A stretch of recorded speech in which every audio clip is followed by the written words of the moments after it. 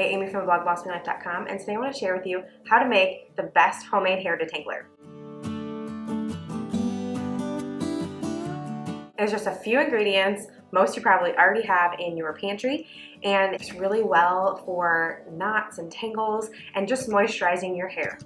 So I don't know about you, I have a little girl, and little girl hair is really fun to brush.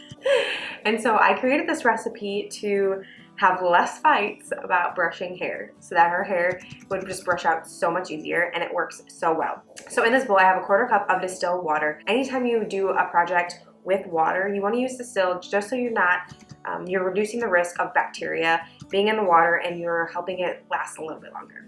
So you could also use water that's been boiled and cooled. And so this is about 4 tablespoons or a 1/4 cup. All right, so I'm going to add a 1/2 tablespoon of raw apple cider vinegar. Apple cider vinegar is actually really good for your hair, and it can leave it really nice and shiny. A 1/2 tablespoon of vegetable glycerin. Now this might not be something that you keep on hand. I like to keep this vegetable glycerin around because I love making homemade hand soap, and that adds a nice lather. Also, it works really well in bubble bath to give it a nice sudsing. But in this recipe, vegetable glycerin can really add hydration to your hair, and it pulls moisture from the air into your hair. And then we're gonna do a 1/2 tablespoon of jojoba oil, which also is really good for your hair and your skin. And I actually use this also to wash my face. That's a whole other video.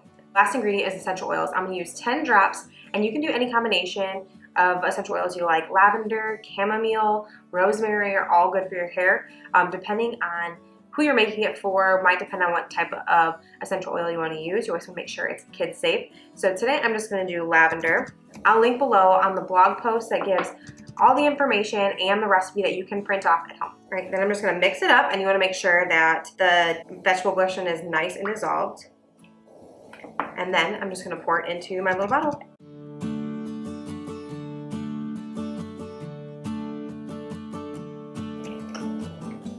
Now, separation is totally normal.